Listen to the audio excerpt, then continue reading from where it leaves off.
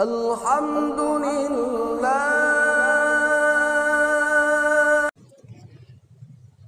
Assalamualaikum warahmatullahi wabarakatuh.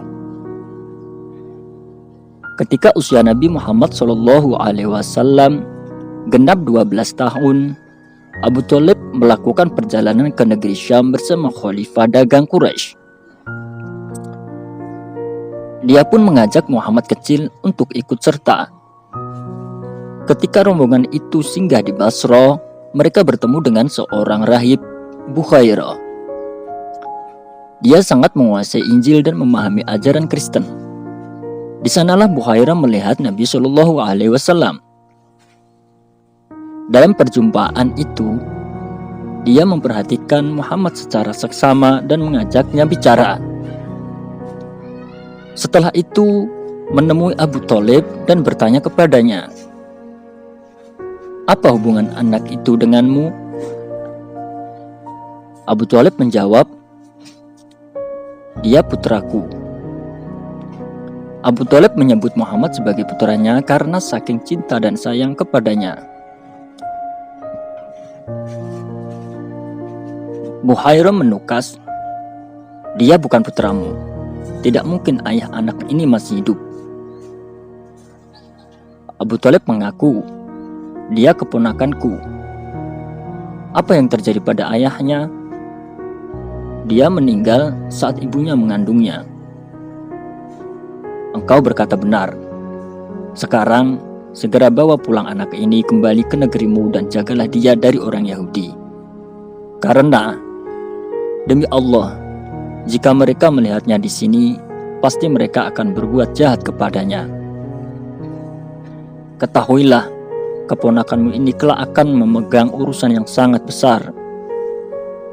Mendengar penjelasan Bukhairah, Abu Thalib bergegas membawa Muhammad pulang ke Makkah. Rasulullah mengisi usia mudanya dengan giat mencari rezeki dan juga menggembalakan kambing. Kelak, Rasulullah SAW bercerita tentang masa mudanya. "Dahulu aku mengembalakan kambing dengan upah beberapa qirot untuk penduduk Makkah. Allah pun menjaga beliau dari semua jenis permainan dan kesia-siaan yang dapat menyimpangkan anak-anak dan para pemuda." Rasulullah SAW menuturkan, "Aku tidak pernah tergoda melakukan apa yang dilakukan orang-orang di masa jahiliyah, kecuali 2 kali. Allah menjagaku dari semua perbuatan mereka. Setelah itu, aku tidak pernah menginginkannya lagi hingga Allah memuliakanku dengan kerasulan. Pada suatu malam aku berkata kepada anak yang menggembala bersamaku di dataran tinggi Makkah, 'Bersediakah engkau jika untuk malam ini kau mengawasi kambing-kambingku sehingga aku bisa ke Makkah dan begadang seperti yang dilakukan para pemuda lain?' Temannya itu menjawab, 'Baiklah, aku akan melakukannya.' Maka aku pergi hingga ketika mencapai rumah pertama di Makkah, aku mendengar nyanyian. Aku bertanya, 'Suara apakah itu?' Orang-orang menjawab, 'Ada pengantin.' Aku pun duduk dan mendengar. Lantas Allah menutup kedua telingaku sehingga aku tertidur lelap. Aku terbangun di pagi hari karena paparan sinar matahari. Aku pun bergegas ke padang penggembalaan menemui temanku. Ia menanyakan apa yang kulakukan dan aku menjawabnya. Pada malam berikutnya aku mengatakan hal yang sama kepadanya dan kemudian pergi ke Makkah. Namun, aku kembali tertidur seperti di malam sebelumnya. Setelah itu, aku tidak pernah mendambakan sesuatu keburukan lagi." Petikan pelajaran yang dapat bisa ambil kisah pertemuan antara Rasulullah SAW dengan Bukhairah yang diriwayatkan semua ulama ahli sirah oleh At-Tirmidzi dari Abu Musa al-Asy'ari menunjukkan bahwa ahli kitab, baik Yahudi maupun Kristen, memiliki pengetahuan tentang kenabian Muhammad SAW. dan tanda-tandanya mereka mengetahui kenabiannya dan penjelasan tanda-tanda serta karakteristiknya melalui berita dalam Taurat dan Injil. Ada banyak dalil mengenai hal ini. Salah satunya diriwayatkan oleh ulama ahli sirah bahwa kaum Yahudi memohon dengan perantara Rasulullah SAW kemenangan atas suku Al-Aus dan Al-Khazraj bahkan sebelum beliau diutus.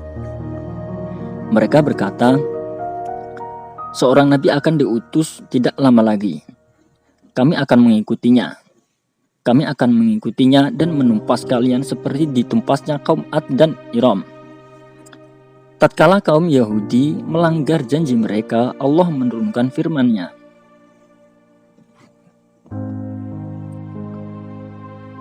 Dan setelah datang kepada mereka Al-Quran dari Allah yang membenarkan apa yang ada pada mereka, padahal sebelumnya mereka biasa memohon kedatangan Nabi untuk mendapatkan kemenangan atas orang kafir.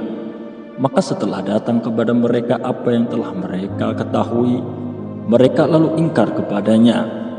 Oleh karena itu, laknat Allah atas orang-orang yang ingkar itu. Quran Surat Al-Baqarah. Al-Qurtubi dan yang lainnya juga meriwayatkan bahwa ketika turun firman Allah Subhanahu wa taala, orang Yahudi dan Kristen yang telah kami beri Alkitab, Taurat dan Injil mengenal Muhammad seperti mereka mengenal anak-anaknya sendiri. Dan sungguh sebagian di antara mereka menyembunyikan kebenaran, padahal mereka mengetahui. Quran Surat Al-Baqarah. Umar bin Khattab bertanya kepada Abdullah bin Salam, orang Yahudi yang kemudian masuk Islam, apakah kau mengenal Muhammad SAW sebagaimana kau mengenal putramu sendiri? Dia menjawab, ya, bahkan lebih dari itu. Allah mengutus petugasnya di langitnya kepada petugasnya di buminya untuk menyampaikan sifatnya, yaitu Muhammad SAW. Sehingga aku mengenalinya. Adapun putraku, aku tidak tahu apa yang telah terjadi pada ibunya. Selain itu, faktor yang menyebabkan Salman Al-Farisi masuk Islam adalah sambung menyambungnya berita tentang Nabi SAW.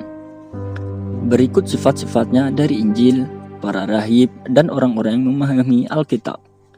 Ini tidak menafikan bahwa banyak ahli kitab yang mengingkari pengetahuan ini, dan bahwa Injil yang beredar sekarang tidak mengandung satupun isyarat tentang kenabian Muhammad SAW. Sudah dimaklumi bahwa terjadi pemutarbalikan fakta terhadap kitab-kitab tersebut dengan penggantian, pengurangan, dan penambahan. Maha benar Allah yang berfirman dalam kitabnya, dan di antara mereka ada yang buta huruf, tidak mengetahui Alkitab atau Taurat, kecuali dongengan bohong belaka, dan mereka hanya menduga-duga.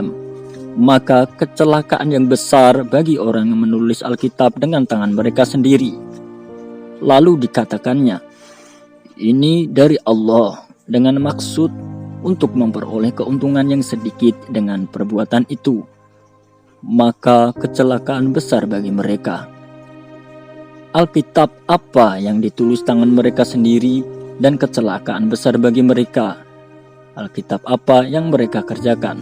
Quran Surat Al-Baqarah. Ada 3 bukti penting terkait dengan aktivitas Nabi Muhammad SAW menggembala kambing dan mencari rezeki. Pertama, melalui aktivitas itu, Nabi SAW memiliki kepekaan dan kepedulian sosial yang tinggi. Meskipun pamannya sangat mencintai beliau dan menjaganya sepenuh hati, bagaikan kepada anaknya sendiri, Rasulullah SAW tidak mau berpangku tangan dan berdiam diri. Beliau sejak kecil telah belajar mencari nafkah dan bekerja keras guna meringankan beban pamannya. Mungkin saja manfaat atau hasil dari pekerjaan yang dipilihkan Allah Subhanahu wa Ta'ala. Bagi beliau ini hanya sedikit dan tidak berarti bagi Abu Thalib. Namun, itu mencerminkan akhlak luhur yang merupakan wujud ungkapan terima kasih, sekaligus mencerminkan watak seorang pemuda yang rajin, gigih, cerdas, dan berbakti. Kedua, aktivitas itu mengandung rambu-rambu mengenai model kehidupan yang diridhoi Allah Subhanahu wa Ta'ala. Bagi hambanya yang soleh di dunia, sungguh mudah bagi Allah yang Maha Kuasa untuk menyediakan berbagai sarana hidup dan kenyamanan bagi Muhammad sejak kecil, sehingga beliau tidak perlu bekerja keras atau menggembalakan kambing untuk memenuhi nafkah hidup dan keluarganya. Namun,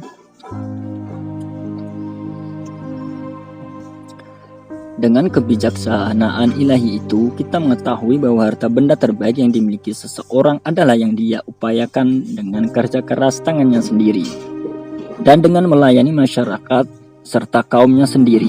Sementara harta benda yang terburuk adalah yang didapatkan dari hasil keringat orang lain, diperoleh dengan berleha-leha, tanpa bersusah payah sedikit pun, dan tidak memberi manfaat bagi masyarakat.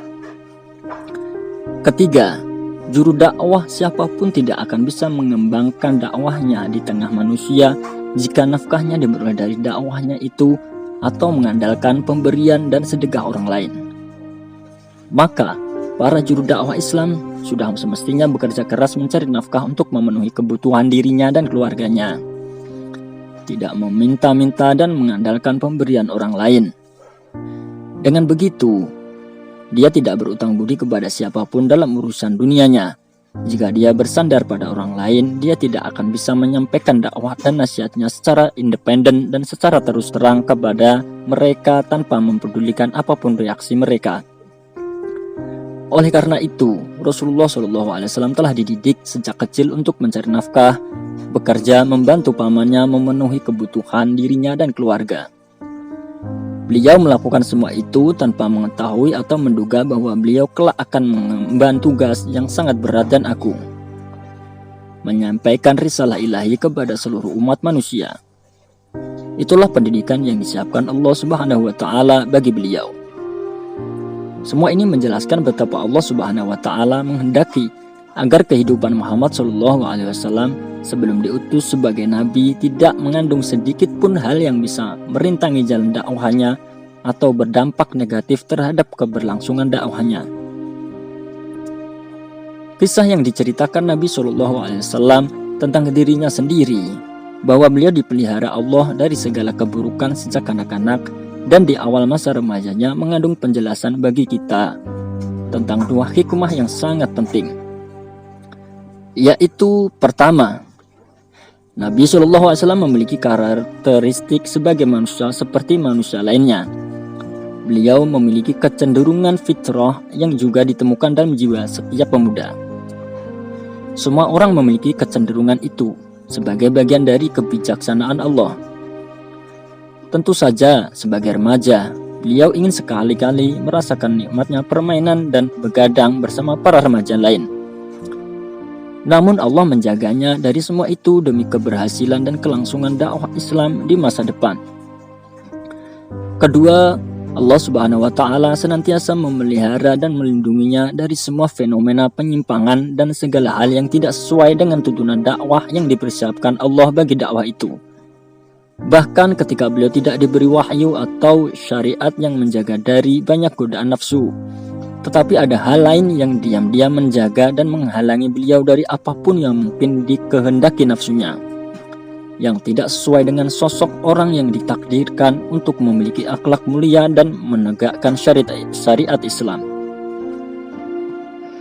Berpadunya dua fakta ini dalam diri Nabi SAW mengandung dua dalil yang jelas bahwa pemeliharaan ilahi secara khusus mengarahkan dan menuntun beliau tanpa perantara sebab-sebab yang diketahui, semisal pendidikan atau pengarahan. Nah, siapakah kiranya yang mengarahkan beliau di jalan kemaksuman ini, sementara semua keluarga, kaum, dan tetangganya terasing dari jalan ini dan tersesat dari arah ini? Jika demikian, pastilah pemeliharaan ilahi yang istimewa ini yang mengarahkan jalan bagi Muhammad untuk menembus kegelapan jahiliyah. Ini menjadi salah satu tanda paling agung ikhwal kenabian yang dipersiapkan Allah untuk beliau. Dengan jalan itu, beliau sanggup mengemban beban risalah dan kenabian yang sangat berat dan agung. Ini juga menjadi tanda paling agung bahwa kenabian merupakan dasar yang membentuk kepribadiannya, orientasi jiwanya, pemikirannya, dan perangainya dalam kehidupan. Tentu saja mudah bagi Allah untuk menciptakan dan melahirkan Muhammad SAW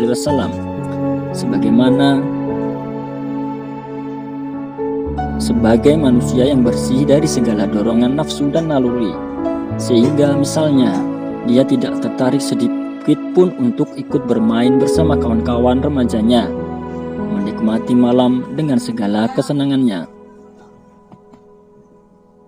Tentu saja mudah bagi Allah untuk menyucikannya dari semua kecenderungan naluri seperti itu, sehingga misalnya tak terlintas sedikit pun keinginan untuk meninggalkan kambing-kambingnya dan menitipkannya kepada temannya agar bisa ikut bermain dengan para pemuda lain yang sedang menikmati malam dan berhura-hura. Jika demikian, tidak ada yang patut dijadikan teladan pada diri Rasulullah SAW bagi seluruh manusia, karena sejak dilahirkan, beliau telah suci dari segala kecenderungan naluri dan hasrat nafsu. Sementara Muhammad SAW diutus sebagai nabi dan rasul agar seluruh manusia bisa meneladani, karena sesungguhnya beliau adalah manusia biasa yang memiliki segala karakteristik manusia pada umumnya. Dengan begitu, manusia bisa mencontoh seluruh aspek kehidupannya, baik aktivitas lahiriahnya maupun pengembangan dan pendisiplinan yang beliau lakukan terhadap jiwanya. Lagi pula, kalau seperti itu, tidak ada sesuatu pun yang menunjukkan pemeliharaan ilahi yang menjaganya dari segala sesuatu yang tidak pantas, yang dihasratkan dorongan naluri dan nafsu. Justru kebijaksanaan Allah Subhanahu wa Ta'ala ini menjelaskan kepada manusia pemeliharaan ilahi bagi Rasulullah SAW yang mulia, sehingga mereka dapat mengimani risalahnya serta menjauhkan pikiran mereka dari segala sesuatu yang meragukan kebenaran ucapannya. Demikianlah Sirah Nabawi pada kali ini. Semoga dari kisah tersebut kita dapat mengambil hikmah dan pelajarannya. Wassalamualaikum warahmatullahi wabarakatuh.